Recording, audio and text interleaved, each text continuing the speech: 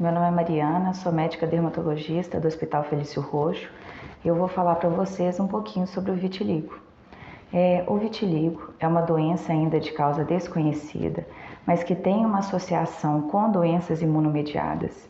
Ele se caracteriza por uma diminuição ou ausência dos melanócitos, que são as células que produzem o pigmento da pele, e com isso você tem as manchas claras ou completamente sem pigmento nas áreas comprometidas.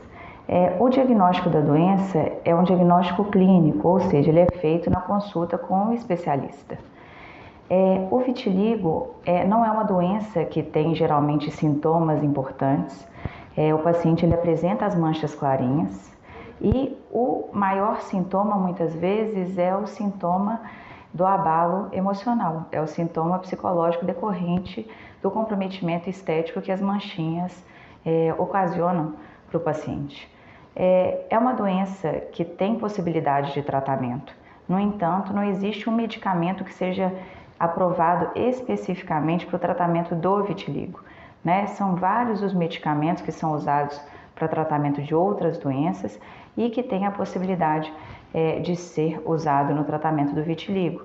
Então, opções de tratamento variam desde tratamento com luz, que é a fototerapia, até tratamento com medicação direto sobre as manchinhas, que são os tópicos, os inibidores da calcineurina, os corticoides tópicos, até medicação por via oral, que geralmente são os corticoides por via oral, quando a doença está em época de instabilidade, para evitar a progressão da mesma, né?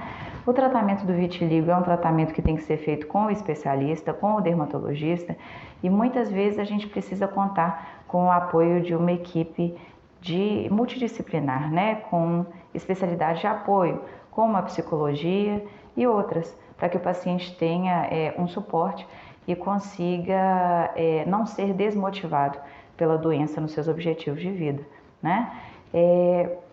O vitiligo, ele não traz nenhuma incapacidade física, não tem nenhum tipo de contágio, é uma doença que tem um fator genético. A gente sabe que mais ou menos 30% dos portadores têm história familiar e é uma doença que tem uma prevalência relativamente alta na população brasileira, girando por volta de 0,54%. Então não é raro achar um portador da doença.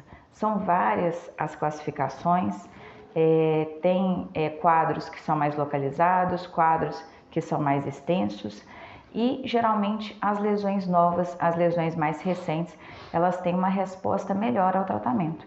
Então, se eu puder dar uma dica, seria procurar o especialista logo que observassem as lesõezinhas suspeitas, porque a chance de sucesso em relação ao tratamento é maior.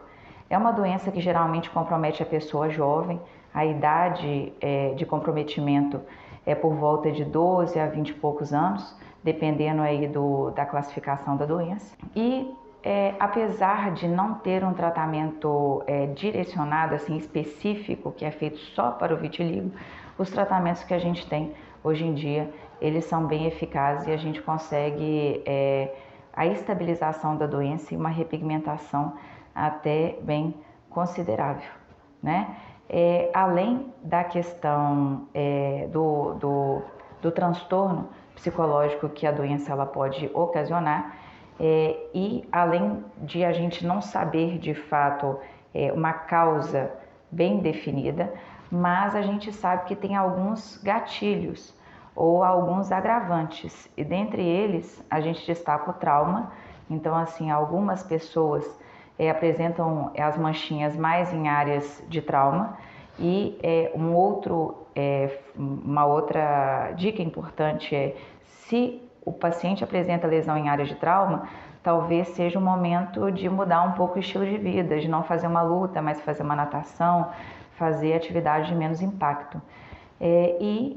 A questão de disruptura de trauma emocional. Então, sabe-se que situações de alteração ou de impacto emocional, eles podem também, essas situações também podem desencadear ou agravar a doença. Então, o tratamento com enfoque psicossocial, ele é importante não só para minimizar os efeitos do aspecto inestético da doença, mas também para ajudar na progressão da mesma. A pessoa que porta o vitiligo, além do tratamento da doença, os cuidados que ela deve ter com a pele são os mesmos de uma pessoa que não porta a doença.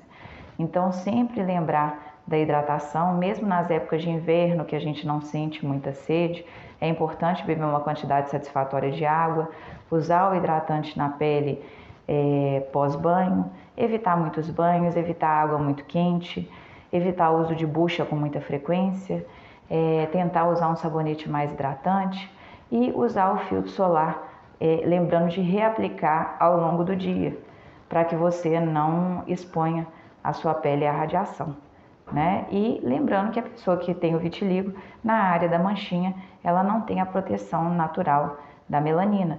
Então, os cuidados com a questão de exposição ao sol devem ser ainda mais rigorosos.